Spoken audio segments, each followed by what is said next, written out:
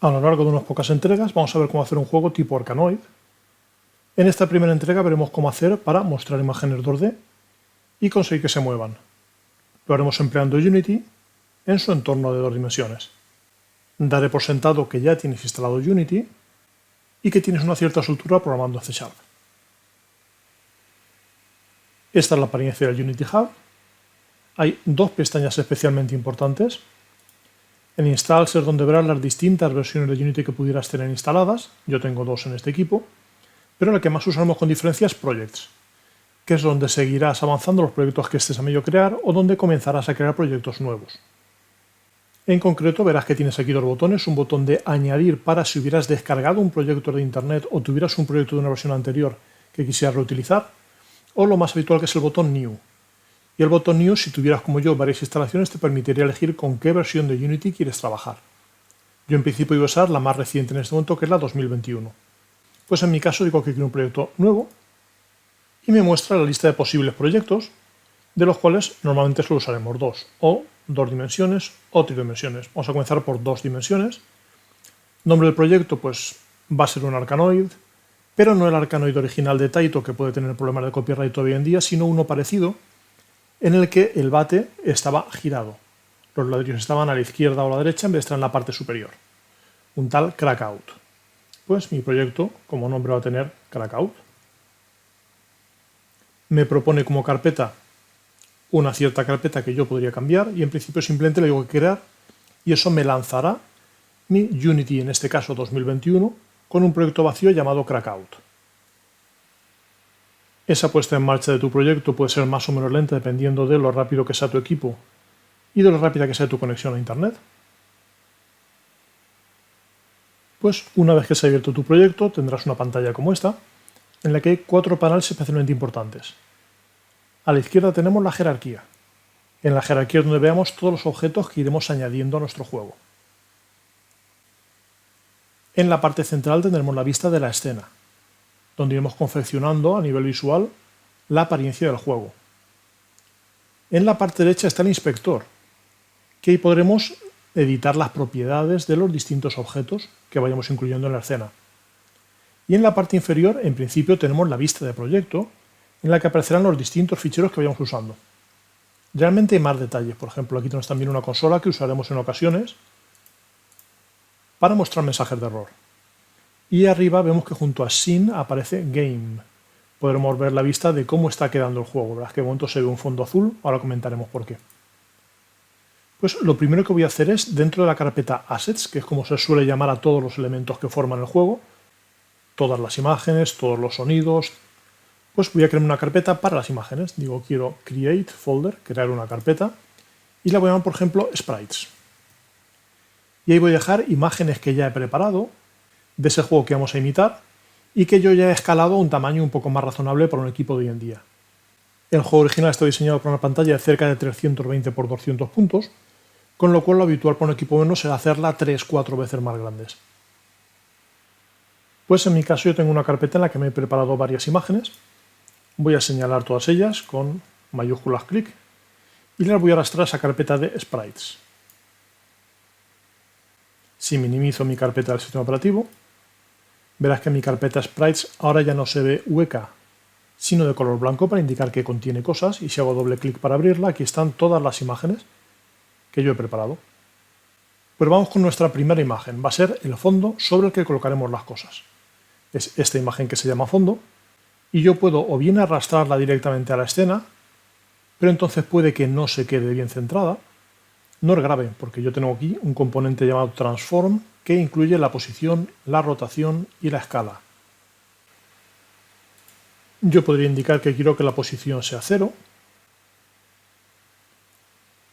tanto en la X como en la Y como en la Z, que ni siquiera usaremos por eso de que es un juego en 2 dimensiones. Pero una forma más rápida es pulsar el botón de los 3 puntitos y aquí aparece una opción de Reset, y ese Reset hace que todo vuelva a estar a 0, tanto la posición como la rotación, y que la escala sea 1, 1, 1, que no esté ampliado en el sentido de ninguno de los ejes. De modo que mi fondo se vería así. Y veremos que en la jerarquía aparece un nuevo objeto llamado fondo. Pero si quiero que esté centrado de una forma más rápida, que es, voy a suprimir esto. En vez de arrastrar a la escena, arrastro la jerarquía y ocurre lo mismo, se me crea mi objeto fondo con su transform, con un tal sprite renderer que será lo que se encargue de dibujar esa imagen en pantalla y que yo podré refinar si quiero hacer cambios avanzados, pero ahora sí que ha quedado colocado en 000.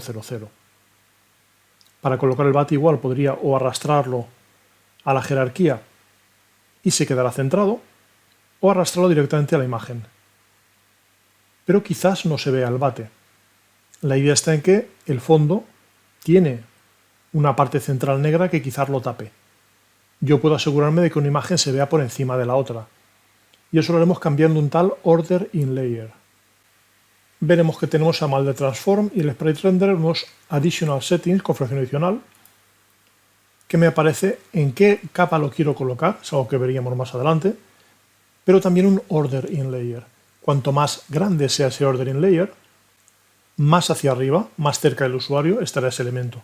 Con lo cual tengo dos alternativas. O pongo que el bat esté en la posición 1, o cualquier número que sea mayor que el 0, o pues incluso más práctico, señalar el fondo y decirle el fondo quiero que esté en el order in layer -1. Y así quedará por detrás de todo lo demás que yo arrastre, porque su valor por defecto va a ser 0. Si ahora yo me acerco al bate, puedo por ejemplo hacer doble clic. Ahora sí que está claramente por encima. Puedo ampliar y reducir con la rueda del ratón, pero para centrar un elemento concreto puede ser muy cómodo hacer doble clic en ese elemento. Si ahora quiero mover ese bate un poco más a la derecha, tengo dos opciones. O pincho y arrastro, o directamente al seleccionarlo, tengo aquí arriba opciones que me permiten moverlo, rotarlo y escalarlo, junto con otras un poco más avanzadas que veríamos en 3D. Si yo digo que quiero moverlo, veré que aparecen dos flechas.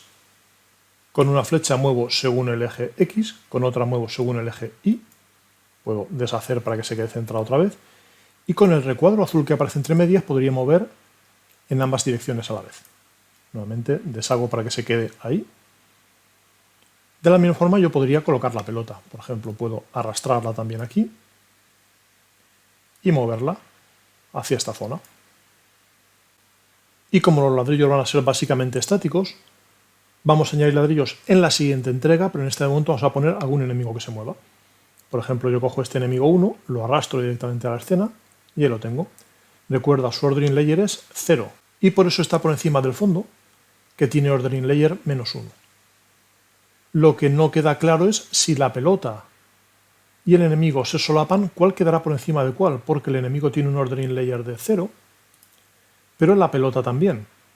De modo que puede ocurrir que unas veces se vea la pelota, otras veces se vea el enemigo. Si no quiero que ocurra así, puedo decir, pues la pelota quiero que tenga orden 2. Con lo cual quedará por encima los que tengan orden 1, orden 0, orden -1. Pues vamos a refinar la cámara y a ver cómo hacer que se muevan los elementos, cada uno de forma distinta. Para ver lo que hace la cámara me voy a la pestaña Game y vería que mi cámara ahora mismo es así. Eso es lo que yo voy a ver del juego. Un borde azul alrededor y luego la zona que yo he arrastrado.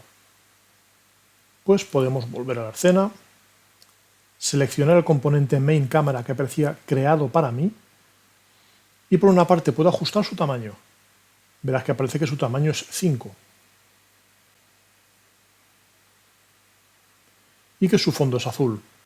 Puedo hacer que el fondo en vez de ser azul sea un gris, más bien oscuro, para que se vea que no es parte jugable, pero que no quede tan feo. Y el tamaño podría cambiarlo a ojo y decir, pues voy a probar con 4, por ejemplo. Pero una forma más sencilla de hacerlo es mover al lado. Hago clic al lado del número y cuando muevo el ratón hacia un lado o hacia otro, ese valor va variando, de forma que puedo tantear de una forma muy rápida. Eso no impide que ahora si quiero diga, pues quiero que sea 3,60 y lo deje en un número lo más exacto posible. Pero el poder pinchar y arrastrar aquí en el lado ayuda mucho a cuadrar las cosas. De modo que ahora nuestro juego se estará viendo así, mucho más razonable. Aún así hay que tener en cuenta que quien vea nuestro juego quizás tenga una pantalla con una proporción distinta. Por ejemplo, si es 16 décimos puede que se corte un poco más. Si fuera un 18 novenos en vez de un 16 novenos, quizás tuviera un poco más de margen a los lados. Es una característica de los dispositivos modernos que no ocurría en los equipos antiguos como los que se usaron para crear juegos como este. Pero no es un detalle que sea especialmente importante para nosotros por ahora. Yo podría ya lanzar el juego, pero como puedes imaginar no hará nada todavía, no hemos añadido comportamientos. Pulso el botón del play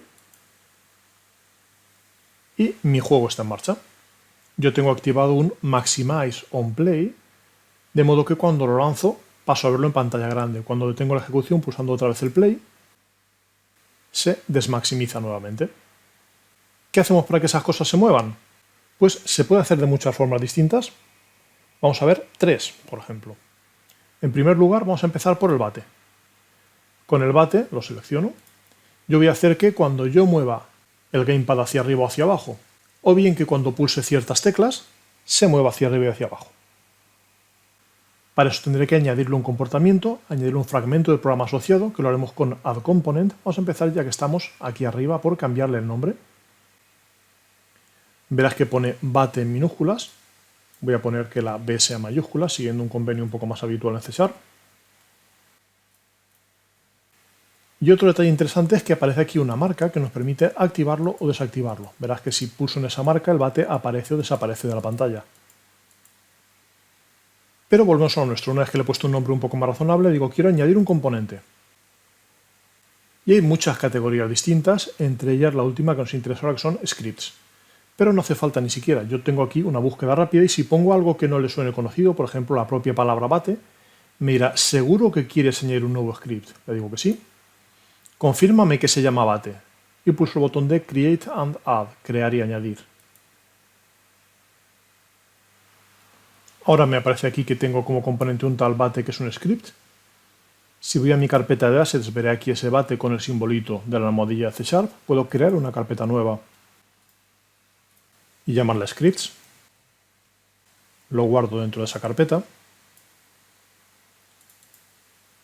Y si hago un clic sobre él, se me muestra aquí la apariencia que tiene. Tiene un método start y un método update. Pero lo veré mucho mejor si hago doble clic para que se me abra en Visual Studio. Vamos a hacer un poco más de zoom y verás que antes de cada método hay un comentario que nos dice para qué sirve. Start se llama antes de que se actualice el primer fotograma en pantalla, cuando está todo preparado, justo antes de mostrar todo en pantalla. Y Update se llama una vez en cada fotograma. Si mi juego fuera, por ejemplo, a 60 o a 100 o a 200 fotogramas por segundo, Update se le llamaría 60, 100 o 200 veces por segundo. Y típicamente en Update será donde pongamos la lógica.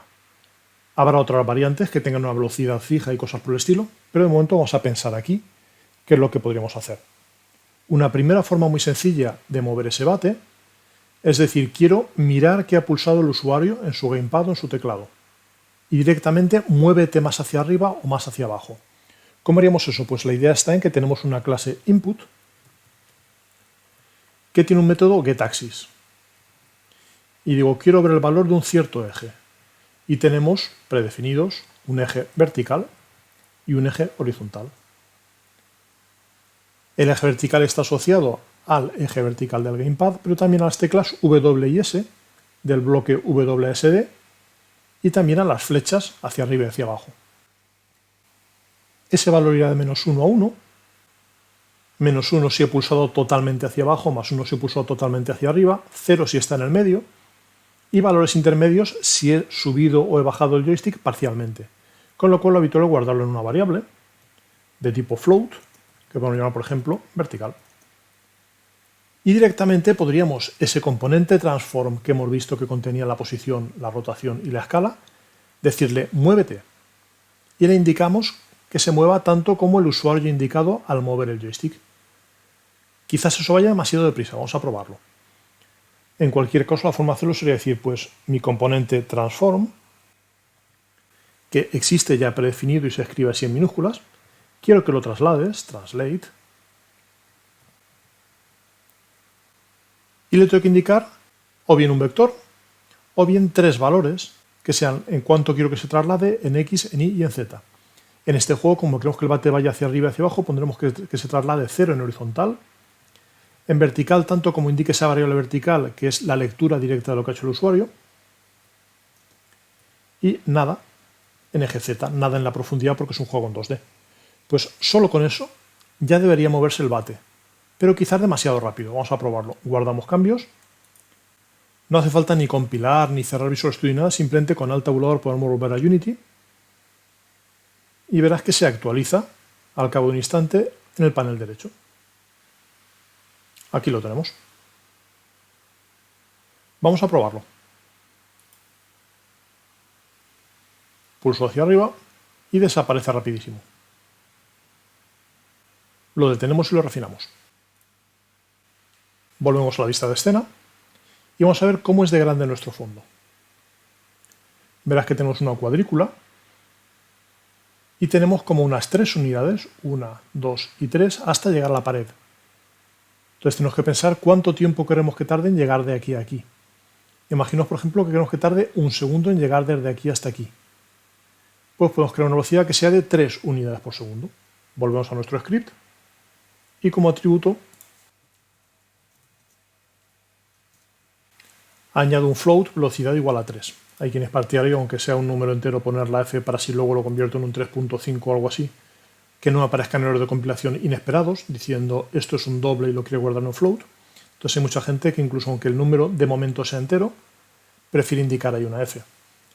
Y aquí lo que haremos es decirle que no se mueva exactamente eso, sino eso, vamos a partirlo en 3 líneas, multiplicado por esa velocidad y por un valor especial que encontrarás también en otras bibliotecas y motores de juegos, que es el tiempo que ha tardado en procesarse ese fotograma. De modo que si el juego va a pocos fotogramas por segundo, dará más saltos en pantalla, aproximadamente a una cierta velocidad, y si da más fotogramas por segundo porque el equipo es más potente, el movimiento será más fluido, pero en cualquier caso avanzará lo mismo en una cierta cantidad de tiempo. Ese valor que nos permite ponderar así es el time.deltaTime, que, insisto, es el tiempo que ha tardado en procesarse y dibujarse ese fotograma. Este truco de multiplicar por velocidad y por time.deltaTime va a hacer que el juego se comporte igual en cualquier sistema. Quizás más fluido, quizás menos fluido, pero no va a ir más rápido en unos que en otros. Volvemos a probar. Primero guardamos cambios. Comprobamos que aparecen ya aquí los cambios, tanto en Update como en Atributos. Volvemos a avanzar. Y si ahora pido que se mueva, el movimiento es bastante más suave que antes. Quizás esté demasiado suave, habría que afinar ese valor, quizás un 5 o algo así fuera más razonable, pero esa es la idea. ¿Qué hacemos, por ejemplo, para que el enemigo se mueva solo? Pues básicamente vamos a replicar esa misma idea, pero sin leer nada del usuario. Seleccionamos el enemigo. En vez de enemigo 1 cambiamos el nombre para que sea enemigo con la E en mayúsculas y sin el 1 al final. Copio ese nombre para ganar tiempo después. Y digo que quiero añadir un componente. Pego eso de enemigo, me propones un nuevo script, le digo sí. Confirmo que quiero crear y añadir. Y ahora el enemigo también tiene un script. Al igual que antes, puedo ir a la carpeta Assets, guardarlo en la carpeta Scripts y hacer doble clic para editarlo desde Visual Studio. Y va a ser muy parecido al de antes, pero sin comprobar inputs. Es decir, me puedo preparar una velocidad, o incluso 2 si quisiera que hubiera una velocidad en X y una velocidad en Y que fueran distintas. En el update puedo hacer que se mueva, por ejemplo en horizontal, esa velocidad multiplicada por lo que haya tardado el fotograma, que en vertical no se mueva nada, y que en Z se mueva a 0. Eso hará que el enemigo se mueva hacia la derecha. Vamos a probarlo. Guardo cambios. Y en Unity espero a que lo analice y lo lanzo. Y mi enemigo se va hacia la derecha, igual que yo puedo ir hacia arriba y hacia abajo. ¿Cómo puedo hacer que rebote? Pues mirando los componentes de su transform. Vamos a hacerlo. Volvemos a su fuente y puedo decir directamente que si ese transform, su componente de posición, el valor de X es mayor, por ejemplo, que 5, que se cambie el signo de la velocidad, con lo cual empezará a trasladarse en ese momento hacia la izquierda. De hecho, siendo estricto, le voy a hacer lo mismo cuando llegue a cada uno de los dos extremos, con lo cual puedo duplicar esta idea de aquí. y decir que si es menor que -5 o mayor que +5, es decir, si llega a uno de los dos extremos de la pantalla, que la velocidad cambie de signo. Vamos a probarlo.